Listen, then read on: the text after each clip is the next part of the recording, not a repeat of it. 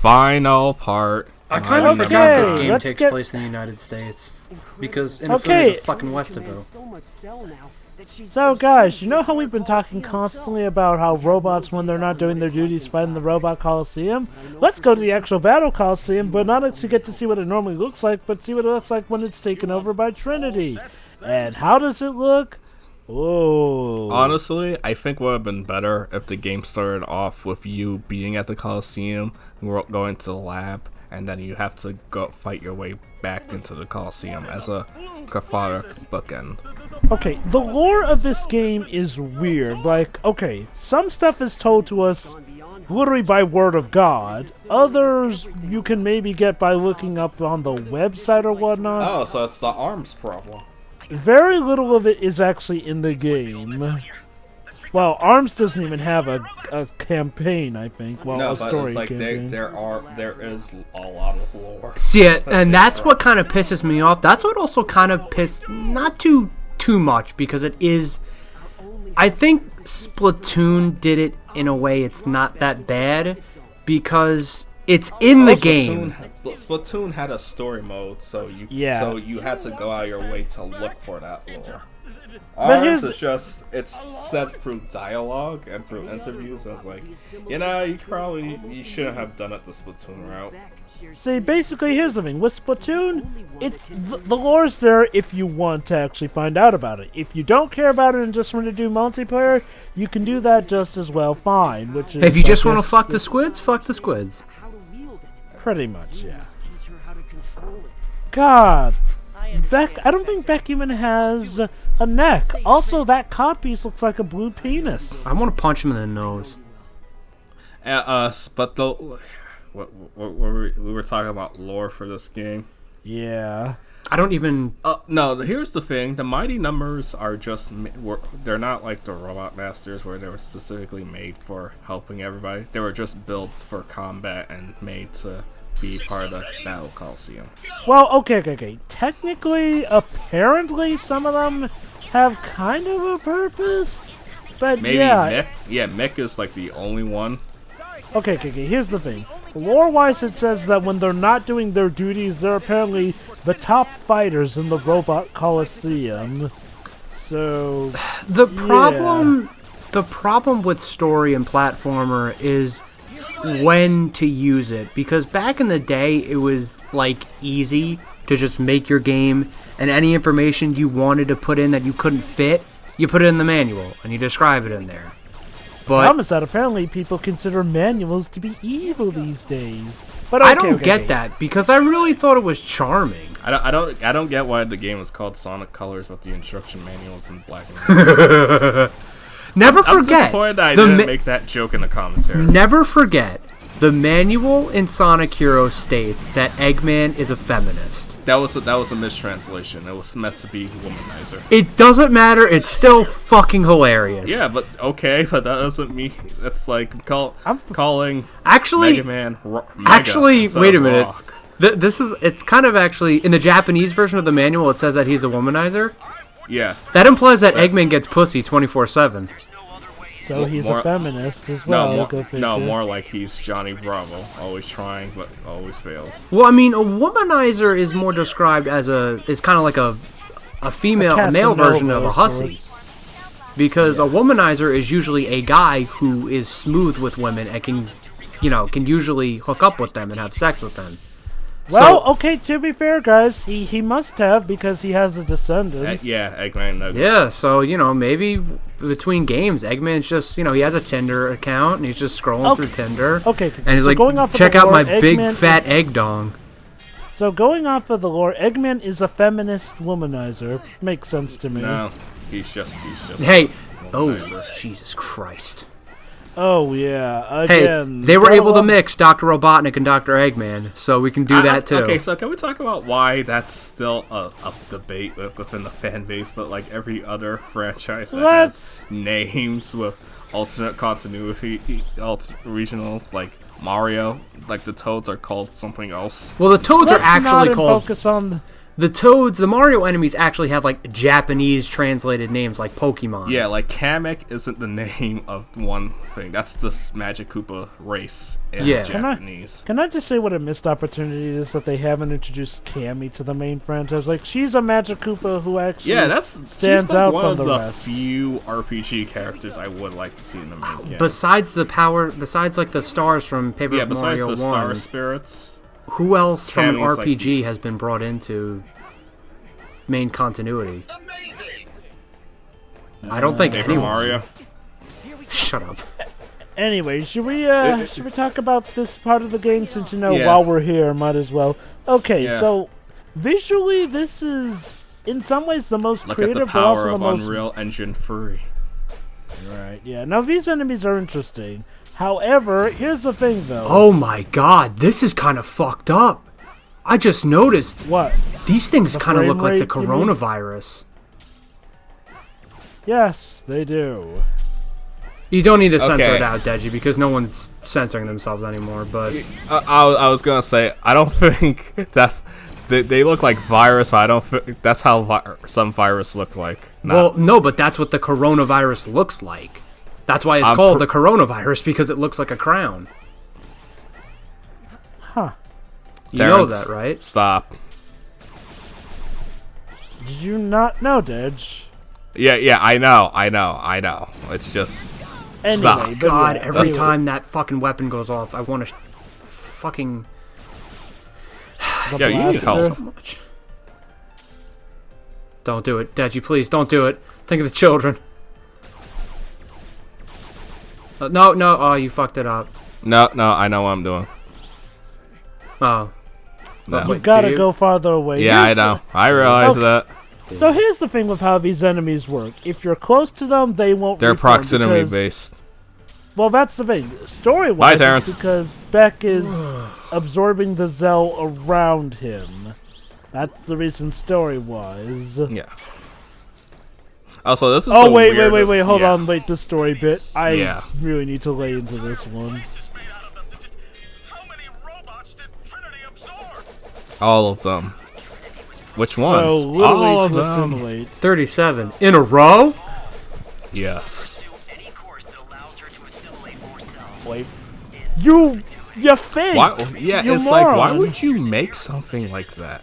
Hey! You know what other android was made with the idea to absorb and become better? Perfect Cell. Here's the difference. Perfect Cell was made...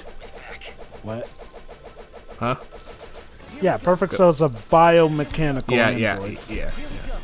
Here's the difference. Perfect Cell was made with the intent of destroying. Dr. White thought that this was a good idea somehow. Like, honest to God, how much of an idiot do you have to be? You know, I never really understood Jiro's plans with that. Because, like, yeah, Cell was a means to kill Goku, but, like, what if Jiro was still alive and Cell was a thing? He would have he probably would have just directed Cell more directly. See, I don't remember if Cell was Plan B, because in case Jiro died, it automatically... Okay. No, the androids were Plan B. Cell was Plan C. Plan... Well, actually, I think Paul was saying Plan D, and then Android 21 was Plan D. No, Android 21 was his wife. Okay, here... So here's the thing about Cell here. Never forget, it pisses me off, but never forget, Jiro fucked that. No. Maybe not 21 specifically, but... Yeah, remember, he probably looked a lot handsome in his youth. Oh, no, I'm sure. The thing about... Hey, remember, Dr. Light and Dr. Wily did get laid in the Battle Network universe. Unfortunately. Also, it makes me wonder that right? They got laid before you did. 21's original model she had to die young, which is kind of sad. That might explain why Jiro's fucked up. Yeah. You know, I never really thought about that, but yeah, that kind of is fucked up. Between his wife and that's son bullshit. Dying. That is bullshit. Yeah. I hate this section. I hate a lot of sections in this game. It's like I said, every level has something that just does not work. Android 16 is probably, like, in terms of a waste of a character, he kind of is, because He dies by the end of the Cell Saga. Yeah. No, it's not that. It was just like, what was his point? I feel like it's even worse in Fighters because he comes back and then he dies in every story. Okay, his point in the Cell Saga was essentially to give Gohan the whole grow up and let it go. And that scene makes no sense in retrospect because they didn't have any bonding. Oh my god. He doesn't say that in the original Japanese. I know, yeah. The script is 16 literally telling Gohan that sometimes it's okay to get angry and sometimes it's okay to kill people if you have to. Pretty much Plague of Gripes made a video talking about what was that fucking noise? It's a Pokemon. Also, okay. Here's a Yellow Devil. Yeah. And next to this weapon, I'm completely immune. What's a hitbox? When I fucking saw this, at this point, I was angry. The game fucked me over so many times. And then, at the end of the day, you just get to the fucking final boss, and what is it? It's a fucking Yellow Devil. Well, yeah, a Ghastly with the boss... A Ghastly with the boss pattern of the Yellow Devil, yeah. And I just lost my shit. I know how you feel, man. And I got to the fucking flower phase, and then I said, fuck it. Life's too short. Oh, that flower phase. Was this when you were still living with James or no? Huh? No. Was this when you were still This was 2016, so at this point I think I was graduated. Oh, you had graduated because it came out in June. Yeah, so I think I said fuck it. I'm gonna go back to Persona and date Makoto again. This didn't come out. This came out in 2016, not 17. Persona came out in 2016. In Japan. No, I'm pretty sure Persona came out in April of 2016. No, it came out in April of 2017. I know what I'm talking about. Trust me. You haven't even played the fucking game! I know. What's your point? Well, he kind of has a leg up on you in that regard, Didge. Yeah, but I pay attention to game releases. You should know this. Yes. Oh god, this design is terrible. Persona 5 came out September 15th, 2016 in Japan. Worldwide, April 4th, 2017. Boom. Oh my god, look at that. I was following frame that rate. game's release up to its month. And Dr. White treats this as a good thing. She's gaining a consciousness. Yes, all while still trying to kill us, mind you. Yeah, because she's confused. What should I do? Who should I trust? Where should I turn to? Put her down! She's like Flappy Bob in that Fairly Odd Parents special. God damn. No, that's fucked up. What? He was a poor sad clown. He didn't need that. Yeah, like seriously, poor Flappy Bob. Hey, he found his parents in the end. His parents, they were in Vegas. Yeah, they his had a lot of parents fun suck. in Vegas. Well, I don't understand why he had a Superman origin story. Because it's funny. And because Butch Hartman's a huge comic book buff. And a Persona 5 villain. Why are you using the ice weapon? Because chip damage, See, here's the thing. The best one to use against with her is Bat's weapon. I run out of Bat's weapon quickly, unfortunately. Okay, now the problem with this one is that this one can be random. Like, sometimes she'll pop out left and right, but then sometimes without warning. Look at that. What's a hitbox? God, that's so fucking bullshit. Also, you gotta love how the tiny centipede parts of hers are moving at a weird frame rate. Maybe it's supposed to look creepy, but it just looks awkward. Yeah, no, like if this was the only time, it's like if this was the only time it happened in the game, we would have thought that like, oh, is it probably intentional? But nah, nope. I love this theme though.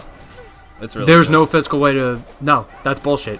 There's no physical way to dodge that. Unless you get lucky.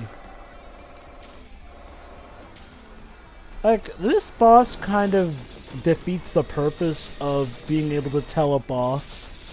Like, you know, a boss should have some way of telling how it's going to attack, or at the very least, giving you enough room to dodge or maneuver. Otherwise, it's literally a crapshoot, and it's just unfair. And this boss is a pain. I don't know why I did that. By the way, fun fact, be careful on how you position yourself, because if you position yourself wrong, she will kill you with her dying animation. Yep, that's what happened to me. Yeah. That's what happened to me, and I quit the game, and I never looked back. Do not blame you, buddy. But What? still, that theme, the final boss theme song was really good. It was like, only that was one better. Hey, look, I got an achievement for being in the game in under 2 hours. Oh, Yay. look at that. I mean, trophy. Sorry. Wait, did I beat the game? Because I feel like I remember this scene. You probably looked up a LP on YouTube. Maybe you did beat the game, but you probably quit Blocked it after it out of my this. head. Yeah, I don't even fucking know or care anymore. Oh god, here we go. Oh gosh, she has boobs. Yeah, she has a And pretty she's- huge robo-rack. And she sounds And annoying. tentacles. Oh my. True form. It's like they We were looking all did It's it like together. they were looking at my book. I mean, what? Excellent work, Beck. Excellent. You have surpassed even my greatest expectations. And of course, we're That obligated sounds to like have... a villain line. You have surpassed even my greatest expectation. Maybe they were Like planning the to have whole Dr. game was White making be it the come off villain. as Dr. White is just a socially awkward guy, and he's trying to sound extremely smart, like kind of like Double D from Edda and Eddie, but like no. No, Benny sound... Again, that's the problem with this game. It feels... Okay, if they were planning to have Dr. White be the villain, then we only get, like, maybe a basic hinting at it. Oh, by the way, as for your ending... F you get a still image. Not actually a scene of them rescuing. No, not any family togetherness with the Mighty Numbers getting in touch with their older sister Trinity. And there's the design. Yep, and I'm about to put her in free. Yeah, that's I Inafune's mean, design. She looks like Dr. okay. Wily's daughter. Yeah. And this scene, which I guess This is shows supposed what to be- they usually do. Yeah, the Battle Coliseum. You know, that is a good point, though. We don't know what are the main robots' main functions other than battle, and that's lame. Well, yep. Thank you. Yep. Thank you very much. Even though Well, since the rest of this part isn't 4 hours long, I assume you do something. I'm guessing it's gonna skip ahead to the end. Actually, so guys, you're gonna get angry. I mean, I'm just gonna look ahead, so you better say it right now. No, I put a special bonus video for us to talk over the credits. I mean, I'm not gonna do it. So.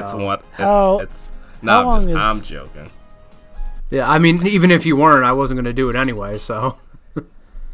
All right, let's do this. So now this is the end credit scene where Nick Fury approaches Dr. White. His heart. My new synthetic heart routine. Literally every character is more likable than you, White, except for maybe Cowlick guy, and he was an obvious scumbag. So it just feels like his entire motive is just advanced robots, which is pretty much what Dr. Light is, but this feels like it went to the whole, maybe Dr. Light was actually wrong, maybe he's actually insane. Also, Dr. White just has daddy issues. Yeah, he does. Yeah. And here's the main problem. Blackwell spends pretty much most of the game absent when we're hinted he was supposed to be the bad guy, only it turns out no. Yeah, because Gregory Graham was full of crap. That was the point. Now, granted, here's the thing, though. With the audience and the Kickstarter thing, okay, think of Kickstarters like, the investors or whatnot. Now, I think we could maybe argue that there's a lot to be argued about how much the Kickstarter people should have been let in on how stuff would really go here and there.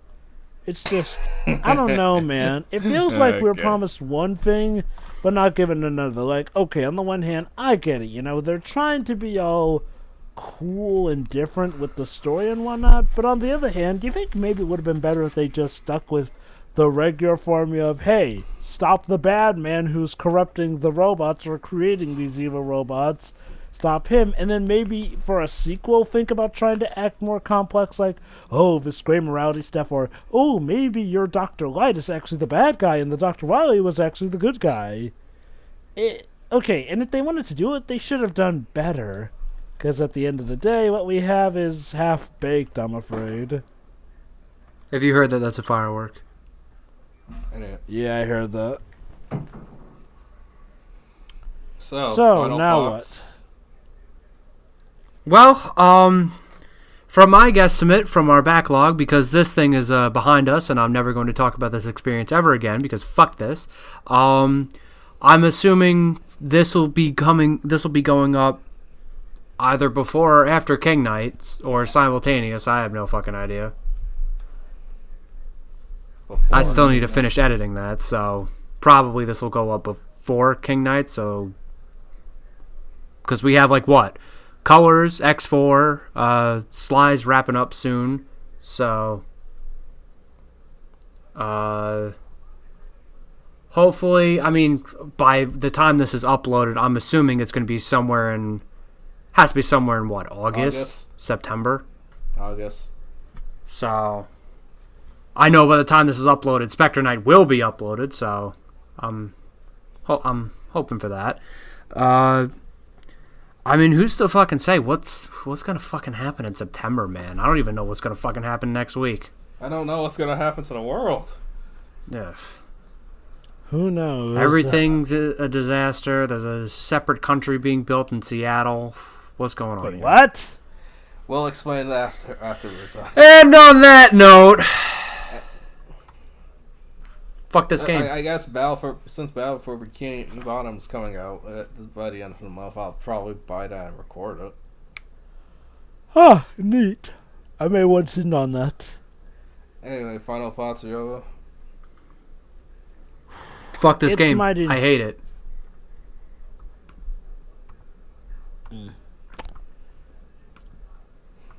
Shall I? Yeah, go ahead.